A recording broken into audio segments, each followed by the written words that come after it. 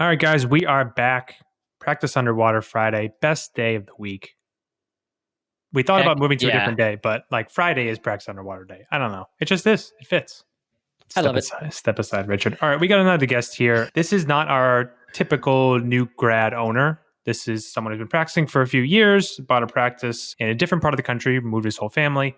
We're going to get in some talks in the intro outros on this one about leadership, marketing, a lot of good stuff. George, do you have anything to add before we jump into it? This is a cool interview. This piggybacks along Matt interviewed Donald. I really admired, just killed it. I felt like he just kind of picked up right where he left off, and he does a great job. So you guys are in for a treat. This is Matt Garino at his best. All right, guys, welcome back. Another edition, Practice Underwater.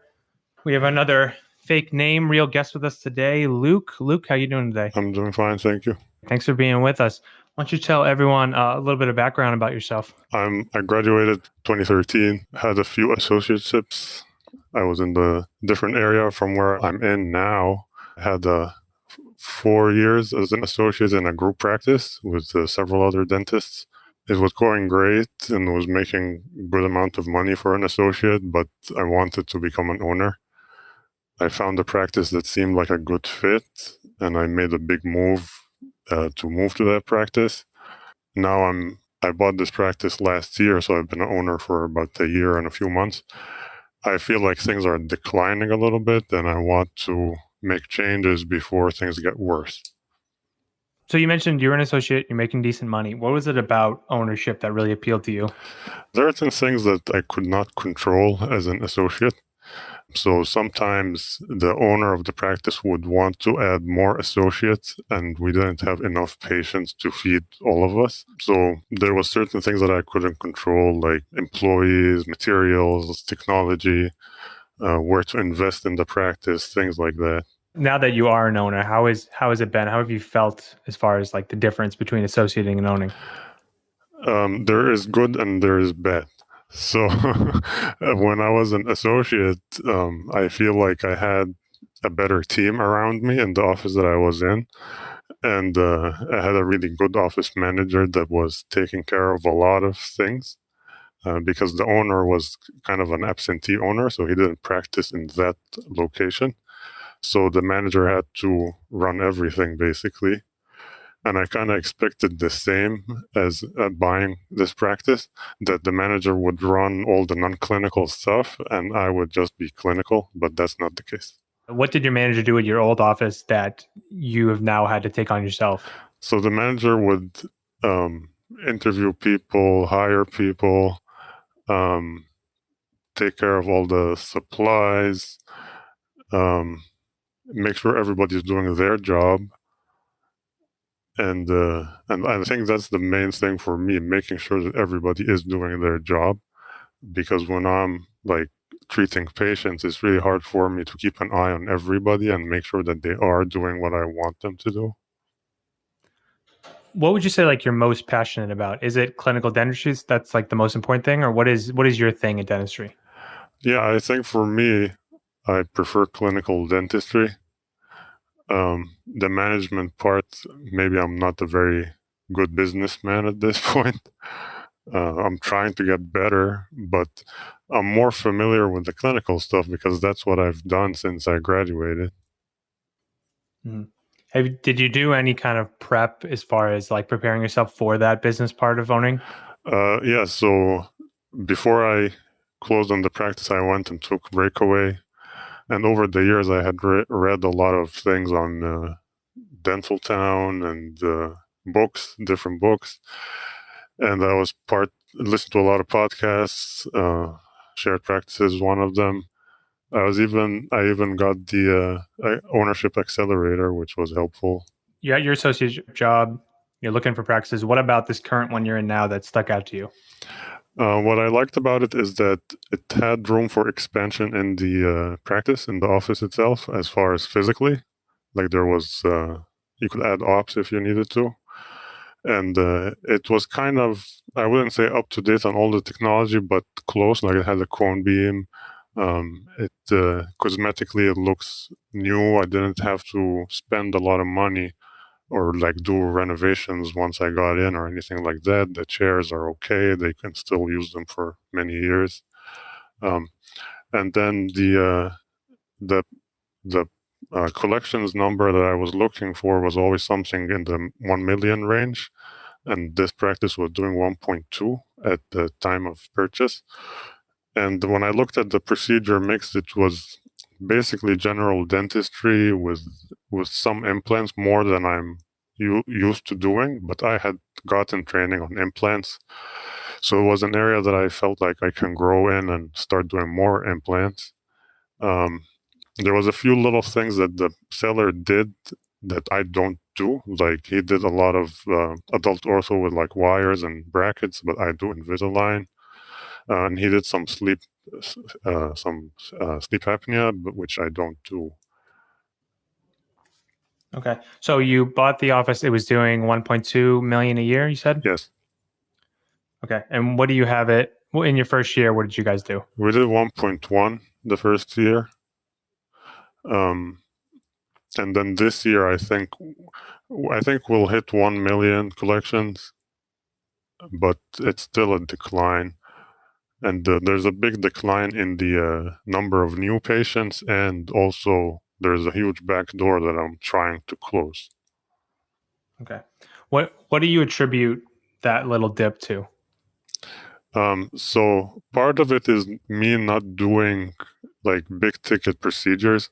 So I don't like I'm not doing a lot of implants or Invisalign. And I think that's the main difference between me and the seller. Like I'm more general dentistry. And to do that, I need to see a lot of patients to be able to do that. And with the decrease in the new patients, it's been difficult. What do you attribute as far as the decrease in new patients? Is that a different marketing that you've done or that didn't do that he was doing? So, yeah, it's been a little tricky with marketing because the seller told me that he did his own marketing. And he said that he mainly did it on Facebook. But he didn't track where the patients were coming from. So they never, in Eaglesoft, they never entered like who was referred by who or anything like that. So I don't have any data to go off of for the past like 10, 15 years. I don't know what was going on. And also to mention, this seller wasn't like a retiring dentist. So he's a dentist that's in his 40s. So he still has other practices, but they're far from here. But what I'm trying to say, it's not somebody who was like slowing down and giving up on dentistry or anything like that. Yeah. So you don't do implant placements and the seller did? I mean, I know how to do them, but I don't have patience for it, or I don't do enough. I've done several bone grafts, but when it comes time to place the implants, a lot of people chicken out, or maybe I don't give them enough confidence. I'm not sure. Yeah. Well, I will say, I look at a lot of practice by numbers for people. Yours is one of the only ones that tracks where the marketing people are coming from. So thank you for that. It's one of my biggest pet peeves. It's so important and it's an easy thing for your staff to input. So thank you for Yeah, I started doing that right after I bought the practice. It's incredibly helpful because you can't really know if your marketing's working unless you're tracking these things. Yeah. Okay, so you got the office doing 1.1. Talk us through a little bit about the staff you have at the office. So I have 16 members, and then so 2 hygienists and 2 assistants and 2 at the front. One of them is an office manager, and she happens to be the mother-in-law for the seller, and she stayed with me still. And then you mentioned that you had an office manager at your associate job who was like a rock star, did it all. Like, what is this manager not able to do that you wish she could? So I wish she could do a lot more of the HR stuff. So a lot of times the employees always come to me for everything, whether they want to take a vacation, they want to like time off, or they have some problem or some issue, they're always coming to me. When a lot of times I tell them, no, go speak to manager, she can help you. But so that's the part that I feel I wish you would do more of. But she's really good at like keeping an eye on collections and insurance and filing insurance and following up on it. So have you approach this person as far as like expanding her duties and maybe the stuff you're not super thrilled to do yourself? Yeah, so I have, but she has told me that I'm not a very good manager. I'm not used to doing these things. But I don't know if she's willing to learn because she's close to retirement age. So I don't know if she's willing. Like, let's say I thought, okay, let's send her to breakaway or something. Would that be beneficial, or is she like at a status quo at this point? Okay, so you think she's just like not willing to learn new skills, not willing to grow in the way you want her to? Yeah, I think she has some resistance to change. So even like, how we have to update computers to Windows 10 now. So to her, like if I change Windows 7 to Windows 10, that's a big deal. She's scared of that change. So things like that. Yeah, I mean those are tough when you get an old team member who's been there a while. They're used to using their software. They're used to using the Windows version that they know, and um, we see this a lot where people come in and they have to work with these people. You can't just go ahead and get rid of everyone because they're not doing what you want. My invitation for you would be to stick with her, really tell her the reason why you want her to start doing these things, because you've identified what you're passionate about, and more time you can spend on that, the happier you're going to be. Um, I would invite you to continue having meetings with her and try to get her over whatever it is that's the block in her head about doing these things. 2 hygienists, 2 assistants, 2 at the front. Where, what are your goals for this office, say, in a year? In a year, I would like to add some technology. So have like I want to buy a scanner, like a Medit or something like that. And I want to have like a more consistent month to month like collection slash production. So for me, like there's a lot of like ups and downs. So we'll have like my goal is to have like 100,000 production every month, but there's a lot of months we'll hit like 110, 115, which is awesome. And then there's months that are like 70. So it's a big, like, it's very bipolar in the way it works. What would you say like your overhead number is a month around? Um, Overhead, including paying me, which I'm getting paid like a good salary, is about $70,000. If you take out my salary, it will probably be like closer to maybe 55, 60. And that money you pay yourself, is that going all just to taxes? Yeah, so that's going through like W-2, like normal paycheck. Yeah. I haven't taken any distributions or anything like that. Okay, so you get some deposit in your bank account from that money you pay yourself?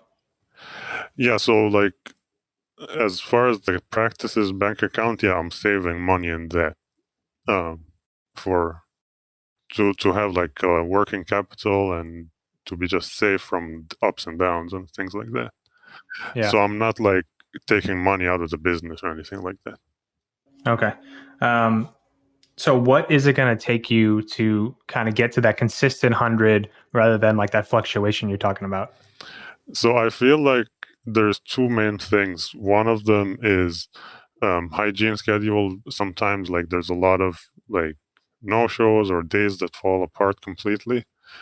And lately I've been having an issue. So, well, I'm gonna have to tell you another story here. So, Go ahead. This year, there's been a little turnover in the staff. So I lost one front desk person that was really with the practice for a long time, for about 8 years or something. And I lost one really good assistant that I had hired right after I bought the practice. And I also, one of my hygienists had some medical issues, so she's on medical leave. But the problem is that she's planning to return within a year, so I can't like replace her. According to the employment laws, I have to keep her position when she comes back, and it's been challenging to find temporary hygienists. So I'm not running like two hygiene all the time now. I'm kind of like one and a half in a way. So I feel like seeing less hygiene patients definitely affects like case acceptance and like filling my schedule. Which also in the beginning of the year, I hired somebody to do like case acceptance training for the whole practice and came in, spent a lot of money on that, spent a lot of time on that, which did help. But then once the turnover happened, it kind of didn't make a difference really. Well, kudos to you for making that step and that decision. I know it's a big investment, and that is the worry with it. You train staff, and then you lose some that got the training, and then you're back to square one. Yeah. Um, but this practice has historically been 2 full-time hygienists, correct? I would say for the past like maybe 10 years or something, it's been 2 hygienists. So you're just having trouble finding like a temp that can be there full-time for you? Yeah, basically, yes. This past month it's been better. Like I was able to find a few temps that have been more consistent, but I'm still not running 2 hygienists all the time because um, one of the things in this practice is that like most practices that I ever worked in, when you come to the end of the year, like November, December, you get like super busy. But this practice is not like that. This practice is a little bit of the opposite of that. It doesn't get super busy in December. I don't know why. Interesting. Okay, so it's historically 2 hygienists. Right now, you got about 1.5. And going back to the issue you said you had with the new patients dropping, what are the marketing that you've been doing so far? So I had to come up with a brand for the practice because it was named after the seller. So we did that, and then we had to launch a new website. So there was no like SEO or anything for this new website. And so basically, we had been doing SEO and Google Ads, and the return from it was okay for a while, and then I got kind of bored with the marketing company that I didn't feel like they were improving anymore. So I switched marketing companies, but I feel like it was a bad decision. I should have stuck with the original one. And then other than that, I did some mailers in the beginning, but they didn't work very well, and I feel like it was rushed and wasn't done properly. And then we did some Facebook and we did some video testimonials and things like that. But that was done by the assistant that left, and ever since she left, I don't have someone to do it. Okay, so what would you say you invest in marketing a month? We invest about, um, so I pay like 1,500 as Google Ads, and maybe another 1,000 to run the website and the SEO. Okay. Yeah, I mean, that's experience I had personally with mailers, and pretty much everyone I've talked to has had with mailers. Like they work in specific areas for like a middle class to upper class population, which you may or may not be in. They just don't seem to get the traction that I thought they would. And the downside too is it's a decent upfront cost to send those mailers. You know, you're talking 4,000 or 5,000 a month. You know, if you're sending out 5,000 to 10,000 mailers, I would invite you to look at the magazine program we're running. It's it breeds a much higher quality new patient because it gives a lot more of a story about your office rather than a little cheap postcard that they can easily toss away. You know, it's a nice 8 to 16 pages, you know, about your staff, about you, pictures of the office, you know, a lot about your Google reviews, which you have a bunch of great ones. Could be something to look forward to get kind of a more new patients and a better quality new patient coming in. You're currently averaging what, about 20 new patients a month? Yeah, I thought I wanted it to be around 30 new patients, um, and I didn't mention also that I'm not like in network with a lot of insurance. This practice is like a semi fee for service. We only take like a Delta Premier and some of like the higher up insurances, but I'm not like in a lot of networks. That's good. There's a lot of your office that reminds me of my own office. I have a similar insurance involvement, similar staff members as far as number of staff. Um, so I could tell that looking right at your numbers. Like your average treatment plan size is high um, due to the fact that you don't take those low in network fees. So you're starting at a very nice point. It's really about for you like you mentioned, the patient flow issue. You're net losing patients every month. Mhm. That obviously comes twofold: new patients coming in and reactivation of your patients who are overdue. So as far as the reactivation piece, what have you done to kind of get people back in the door, close that back door? Yeah, so we use, I got practice by numbers right after I bought the practice. At first, I was overwhelmed by all the numbers. I didn't understand anything. But gradually, I started to learn it. And we used the part in it that's for the reactivation to find those patients that should be reactivated. Um, so I assign it to the one of the front desk people to do it. And of course, during the turnover part of the front desk, there was like a lot of, uh, like we weren't following up on it as good. But now the current front desk person is taking it seriously, and I think she's making a difference. Um, but I feel like we're reaching a point where she's virtually called everybody who needs to be called. Um, and there's just some people that are procrastinators and they won't come in right now. They'll come in on their own schedule. So how many people is she calling a day? Um, I think she's calling. I don't have an exact number, but when I look at practice by numbers, like she right now she has like 200 people assigned to her, and I know that like every month she's going through them and calling them by the end of that month. Okay. I would try to task her with like 20 a day. Mhm. Like, even if it's calling people she's already called, continually, regularly call them. And if it's something that they're not going to come back to the office, inactivate them. But I would say 20 days is a good number too. And you can do accountability however you want. You can have her give you a list, or, do it on practice by numbers where you can see exactly who she called. But I would give her a number so she stays regular with it, even if, like I said, she's calling back people, Mhm. you know.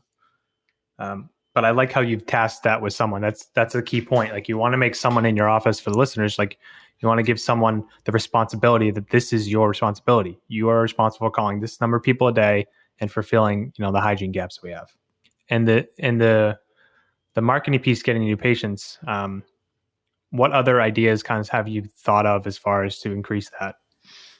Um, I was approached by like a radio station here, but I thought it was like really expensive, and they cover like a broad geographical area that there's no way I will draw patients from there. So I didn't feel like I felt like it was going to be a waste of money. I think if I could like strengthen the social media part of my marketing, that would make a big difference, or it would have a stronger effect. Um, but it's just getting to do it or finding someone that's willing to do it. Because I'm not like a big like Facebook, Instagram person. Like I don't like take pictures and post and stuff like that. It's just not me. Um, but yeah, I think the social media has some potential. So who could you outsource that to?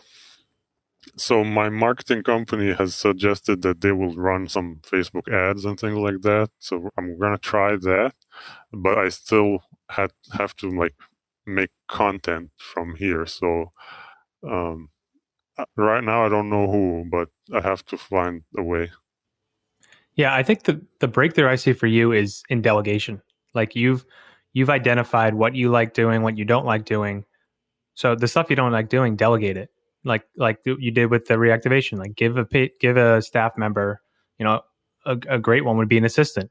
You're the social media person. You're responsible for taking a picture a day of me and a kid with no cavities, or, anything, just staff pictures, something around the office, creating content. Like, so I see for you, like, going forward, like a really big push to delegating the things that will move the office forward that you don't enjoy doing yourself. Because I definitely like the idea of Facebook ads. It's a lower cost. Moms hang out on Facebook all day. Like, that's a great place to find patients. And if you have someone who can kind of lead that for you, it could be a really good boon to get a couple more new patients from that. Are you doing anything as far as like internal marketing? So yeah, so I bought those movie gift cards, and I started telling my manager, every time somebody refers a family member or a friend or something, we want to send them one of those thank you like movie cards. So we started doing that just recently, like a month ago. That's one of the internal marketings that I'm doing. And with the movie tickets, do patients know that they're going to get a movie ticket if they refer someone? No, I haven't like announced it or anything, because I don't know if it's legal even to do that. Like I've heard sometimes that you can't like tell patients, oh, like refer people so I can give you a gift card. Giving a reward for a review, like that goes against Google's whatever. But for referring someone, you can certainly give them a gift. It's a referral gift, totally within the legal realm.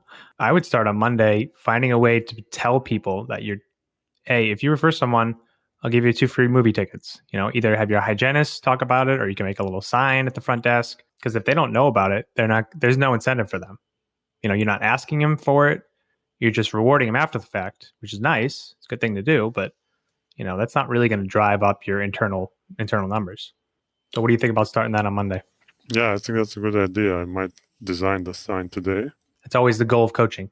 Do it today. Well, what else do you want to touch on before we dive more into the numbers? When we talked about the goals, one of the long-term goals for me is to try and work less. When I bought this practice, it was only 4 days a week. They never worked on Fridays. A lot of patients would ask me, are you going to open Fridays? Are you going to open Fridays? So I started to do like half a day every other week and work on a Friday. So I added half a day to the practice, but I don't know if it has affected my schedule in the other days, but I would like to go back to being 4 days a week. How would your staff feel if you went back to 4 days? I think they'll be fine with it because those Fridays that I work, not everybody is able to work on those days because some of them were with the older dentists. They already had other jobs or other like commitments, so not everybody is able to. So I kind of have like half of the staff on the Fridays. Have you ever thought of doing like maybe once a month, just hygiene only on those Fridays for the patients who like just really need that? Yeah, I thought about that. But one of the things that I noticed in the practice, there's a lot of like same day cancellations and no shows, especially with hygiene. And that's something I'm working on. Like I'm trying to kind of enforce cancellation fees, or at least to scare people a little bit so that they know that, you got to keep your appointments, because they've had a cancellation fee for forever in this practice, but they never enforced it. So people just like cancel whenever they want to. That's annoying. So how have you tried to enforce that? So what I'm doing now is that when somebody calls and tries to cancel the day off, the front desk person will tell them, okay, so usually there's a cancellation fee. We're going to waive it this time and we'll reschedule you. But if you cancel again, you're going to have to pay $50. So I just started doing that last month also. So we'll see how it works. I'd also like if you added a little dialogue before you get into that, which is fine. To say, the person calls to cancel. Hey, we booked an hour for you with the hygienist.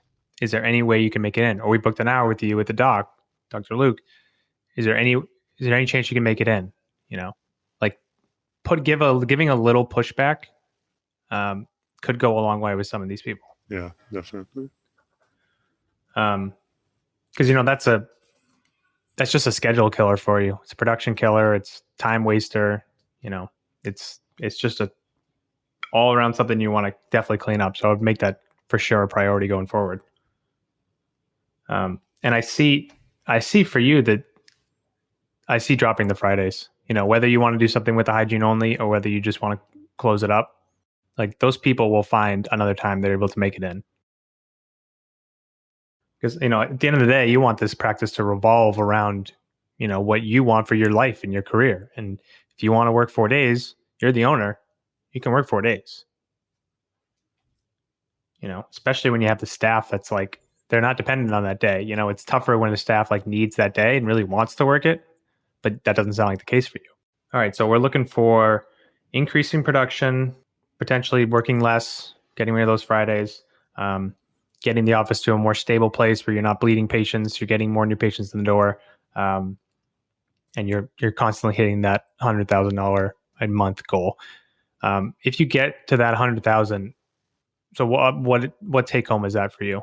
That means that we'll have like an extra maybe 100,000 to take home after like paying loans and everything.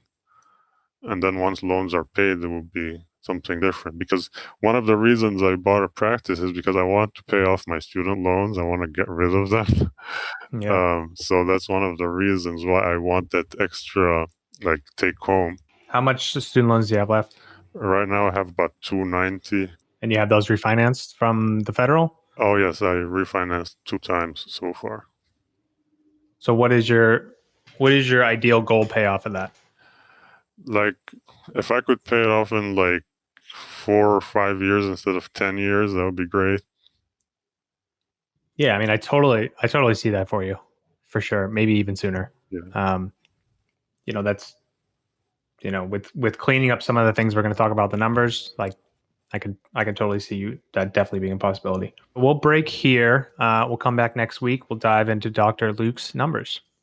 All right, guys. Hope you enjoyed part 1 with Dr. Luke. George is he's jumping out of his chair, excited to get his points across now. I know he's got a few things fluttering in there. So, George, what do you got? Well, I was listening to this in the car, and part 2, you make this point that I was just round of applause in my car by myself for Matt. So I'll save that one for part 2. For part 1, I think 3 really big things stuck out to me. The first was the group practice versus solo practice kind of theme in the episode, where he came from this associateship with this strong office manager that, kind of did everything more like a group practice. And he kind of walked into the solo practice where he's, it's just different, So I want you to kind of touch on that because you did that similar thing. Yeah, this is something we see a lot, and I see a lot with my friends from Tufts. You work as an associate for several years, and usually you're in associate-driven practice, which is a lot of docs. A lot of them are very well run, very well like staff-driven. Not so much like owner doc is there. It's like a strong staff runs the office. The associate works there. That works for a lot of people. They like having the doc down the hall. They can bounce ideas off of. They love having the well-trained staff. The problem comes when that person goes to buy an office, and they're usually finding not a group practice. They're finding a solo doc office, a retiring doc, something smaller than the one they're at. And then they don't like it as much. Like it's not what they've enjoyed in their associate's job. And they struggle with training the staff to get to that level. Like this doc in training his office manager has been so much harder than how well his office manager did his associate job. So it's a common struggle I see. This is mainly with friends, not so much clients. Like I see it all the time with my friends going through it. That just it's a whole different animal when you jump from that group to solo, and now you're the guy, and now you're the one training. It's a whole different animal. It's tough. He described his office manager as unable to talk with the team about things. Like they're always coming to him with HR stuff, and it's annoying, but she's great with like numbers and collections. And that was my office manager, like to a T. And so I was listening to this at my office, and I pulled her into my office. I called her and I said, "Hey, come check this out." And I literally gave her my pair of headphones, and I played that like 2-minute sequence at the beginning of the interview. And she was just smiling, and she was like, "Wow, that's like exactly us, like a year and a half ago." And I was like, "Yeah, it was," And so I was kind of making the point to her, like, look at how far you've come. You are now the office manager that he was talking about that he wanted in his group, but stemmed from the solo. And then her next comment was, and it was exactly what I had written down 2 minutes ago. She goes, "I kind of feel like he's not a strong enough leader." One of the reasons why she's able to kind of be in the role that she's in is because I have her back and I support her, and we coach. Like it's a lot of coaching your staff. Anytime you're like asking your staff to grow in any particular way, it's a lot of you coaching them. And that's where I felt like Luke falls short. And I'm just going to be honest and blunt. Like that's where he falls short. Like he's blaming his office manager for the inability to like really do the things he's asking. He's just asking her. And then she says she's unable to. And then you were like, "Well, why don't you go see what the block is?" And you made that comment about it. And I was like, yeah, like, you need to explore what is the reason why she's unable to. And then that'll move that situation forward. So that's like that to me was like one of a few signs that you'll see, especially in part 2, about some leadership work that could be done to really help Luke run his practice with more ease. Yeah. And it comes back to what Luke is most passionate about, which is clinical dentistry. Like he loves being a dentist. He doesn't love being a leader. It doesn't come natural. It's not something he's putting in time on working. He's invested in like a case acceptance consultant. He's invested in CE for his practice, but he hasn't invested in his leadership. What do they say? It's like whatever you avoid keeps getting thrown out at you. Yeah, like you can either nip it in the butt and like grow and like go through very painful, uncomfortable conversations with team members until you develop that skill so it's no longer painful or uncomfortable, or you could just like continue to get annoyed with staff vacation requests. Like, like pick whatever you want, but either way, you've got something uncomfortable coming. Yeah. It's just one stops and one keeps going. Yeah, which is we'll harp more on leadership in the second part, but one of the big, just like the step one, he needs to see himself as a leader. Like he doesn't right now. Like that's the first step, and then he can start to grow that. Definitely. And for me, I think it was tough. I didn't call myself a boss. Like, I'm not saying like I'm a boss, like in the sense that you think I'm saying it, but like I did not acknowledge the fact that I was the boss of the practice until like month 6 or 7. Like it took me a bit, but then I think once you get down, you need to like acknowledge the fact that you are in charge, and everything begins and ends with you. Like I feel like that last piece of like nothing in the practice is anybody's fault other than your own. Like that's not there because he's blaming the person. I wish I thought of this on there to recommend that Navy SEALs Extreme Leadership book that Mark Costas loves. Like that's perfect for him. Like to know, like you said, everything begins and ends with you. And as far as like the boss thing, a cool thing when you first buy an office, sit in that big chair once all the staff is gone and just like be there. One of the coolest feelings. I always thought like first couple weeks in ownership. I don't know if you ever did this. Like I sat in the chair in my like big office chair. I just like, wow, this is cool. Did you do like a muahaha? I mean, I'm like I'm an EDM music fan. I put on EDM. I had a little drink there. I made it like a little nice little thing. And it was just enjoyable. That's Matt. That's a great appreciation moment that you're very good at. But like, yeah, I think like people say leadership is not important.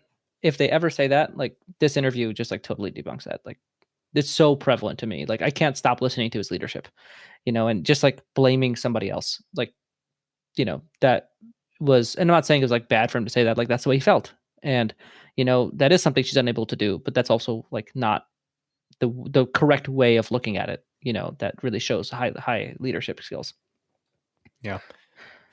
So then the other thing that I noticed is he's talking about his practice declining. So his practice was doing 1.2, then it did 1.1, now it's doing 1. And it's like, okay, what are you doing about it? It's like, oh, well, I'm spending like $2,500 a month in marketing. It's like, okay, well, that's 2.5% of your low collections. That's like 2% of the collections you're desiring.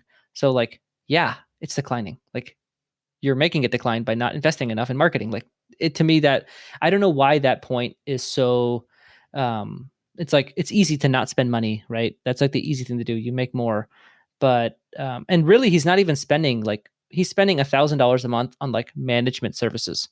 So it's like, his ad spend itself is like $1,500, like this, needs to be $5,000 a month minimum in marketing, in my opinion. Like, I mean, we talk about special sauce, George. This is one of yours. Like when your practice starts declining, you tighten up. Most people, like they get clammy. They're like, I'm not spending any more money than I need to. I have to hold on to everything because it's all going down. You don't think that way. I think like, how can I sustainably get this better? Yeah. And like his new patient flow is a problem. His backdoor is also a problem, but his new patient flow is a problem and he's not investing in it. Like, I'm just like, I get that maybe the seller was doing some very unorthodox Facebook ad marketing that was working. Like that's very rare. Like normally Facebook ad marketing doesn't get you a ton of patients. It's very trickle like marketing. He needs more new patients and he doesn't do as many procedures as the seller. So he even needs even more patients. And at the same time, what he needs and what he's doing are two, I guess, conflicting things. He needs more patients. He needs to aggressively market and he's very conservatively marketing. So he is pretty much asking for his practice to decline, which it is. So like, do you have a percentage number you like for a growing practice? 5 to 8. Okay. 8 is aggressive. I'm like 10. No joke. I spent 12, 15% on marketing certain months. Like I'm very much like if anybody ever accuses me of like not walking the walk, Like, I very much do what I say to my own George, detriment. so starting with the magazine this month is going to be the first time I'm over 5%. I feel like That's I need to say that and run away. That's totally unacceptable. And then in part 2, I'm going to totally roast you. I'm so excited. It's something to do with a temporary crown. Oh, yeah. Well, okay. So you've now influenced me. I'm over 5%. I'm doing the magazine. Very excited for it. 10,000 of those babies first week of January. So I'm in it now. You changed me. Good job. Good. Your practice will be more sustainable. You're welcome. That's right. Thank you. All right. Anything else for this part 1? No, I think really leadership was. I mean, and listen to part 2. It comes up again in part 2 as it relates to the back office, like just leadership. Yeah, listen through that lens, and you'll keep hearing it. All right. So that was part 1. We'll see you guys next week with Dr. Luke. See you then. Thanks for listening to another episode of Practice Underwater. We'll see you guys next week. If you're interested in one-on-one coaching with either Dr. George Hariri or Dr. Matt Garino, our contact emails are in the show notes. And if you're interested in being on Practice Underwater as a guest, where we could look at your practice anonymously, you can go ahead and contact the email in the show notes and follow those directions to get on the show. Thanks, and we'll see you guys next week on Practice Underwater.